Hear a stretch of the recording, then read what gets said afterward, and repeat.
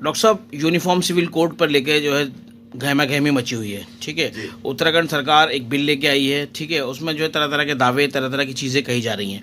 आप इसे किस तरह से देखते हैं? क्या आपको लगता है कि वाकई जो है यूनिफॉर्म सिविल कोड जो सरकार वहाँ की लेके आई है, जो स्टेट गवर्नमेंट लेके आई है, उससे कुछ बेनिफिट होने वाला है, या सिर्फ एक ये भ्रम फैलाने के लिए और चीज़ों को आपस में लोगों को हिंदू मुसलमान ये सब चीज़ें पोलराइज करने करने के के लिए, लिए पोलराइज करने के लिए, क्या लगता है? असल में हमें जानना चाहिए, बीजेपी जो है वो 3 अहम इश्यूज लेकर के मैदान में उतरी थी।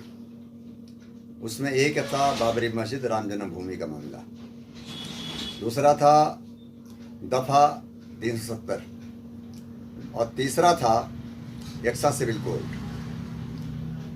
तो असल में मामला ये है, यूनिफॉर्म सिविल कोड की बात जो कही जा रही है, ये बीजेपी के एजेंडे का एक पार्ट है। अब हम ये सोचें कि ये क्यों किया है तो बेवकूफ़ी होगी। उसकी वजह यह है कि जिस आदमी का जो एजेंडा रहा है, जिसकी वजह से उसका वोट बैंक बढ़ रहा है, और वोट के बुनियाद पर उसी वोट बैंक के बुनियाद पर हुकूमत कर रहे हैं, और इनका काम जो है वो दुनिया देख रही है कि जब इसी हुकूमत ने कहा था कि साहब ये कि जिस देश का रुपया गिरता है उस देश का प्रधानमंत्री गिरता है, इसको यूँ समझ लीजिए कि उस देश की गरिमा गिरती है। तो आज की तारीख में डॉलर जो है वो तकरीबन 84 रुपये पहुँच चुका है 64 रुपये से। तो हमारे गिरने का अंदाज़ा ऐसे लगा लीजिए। अब आम आदमी को बेचारों की क्या खबर है कि क्या चीज़ है, कहाँ हम जा रहे हैं।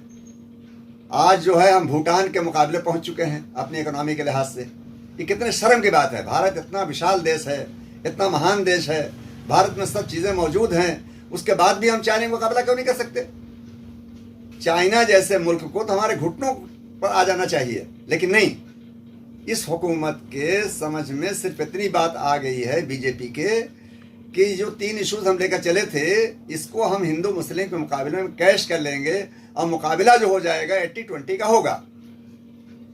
80-20 के मुकाबले में जाहिर है कि ये हुक्मरान बन चुके हैं।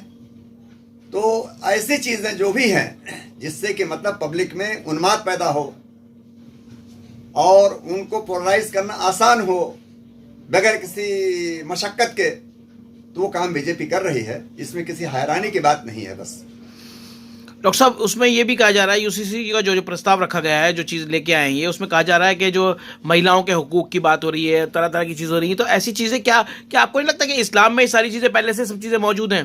अल्हम्दुलिल्लाह, अल्लाह ताला का शुक्र है कि इस्लाम वाहिद मज़हब है पूरे दुनिया में जिसने औरतों को ऊंचा मुकाम अता किया।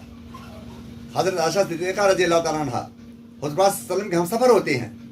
इसके अलावा दीगर कितनी ख़वातीन हैं जिन्होंने कुर्बानियाँ दी हैं।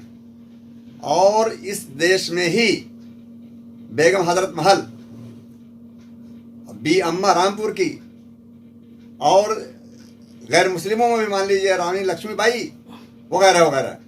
तो इस्लाम तो किसी खातून के खिलाफ है ही नहीं। रजिया, वरना रजिया सुल्तान कैसे बनती अगर शरअन खुदा नख्वास्ता हमारे यहाँ कोई एहसास कमतरी में कोई मुब्तला होता।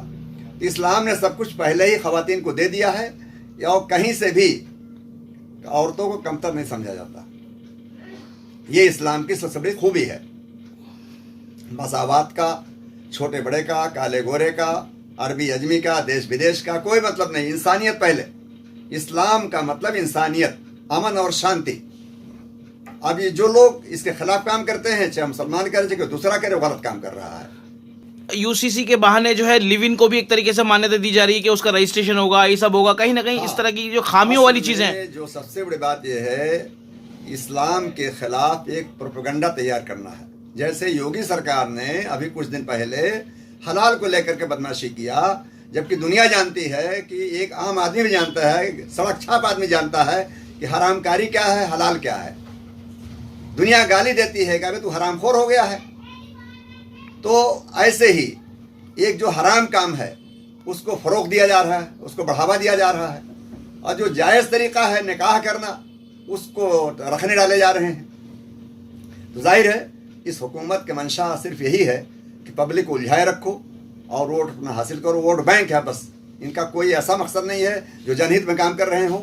इसको तो हम अलान ऐलान कहते हैं कि इनका ऐसा कोई मकसद नहीं कि अमन कायम करें इंसाफ पसंदी से काम करें। अगर इनके अंदर जर्रा बराबर गैरत और शर्म होती तो कठुआ की बच्ची, बताइए, एक मासूम बच्ची 8 साल की बच्ची को रेप करने वाले को जो है उसके पीछे तमाम सारे हिंदू संगठन खड़े हो गए। कितनी बेशर्मी की बात है। और अभी ताज़ा वाकया बिल्किस बानो का केस है। अरे इनको तो जरा भी शर्म है, अगर डूब मरेंगे ही जाकर के बस।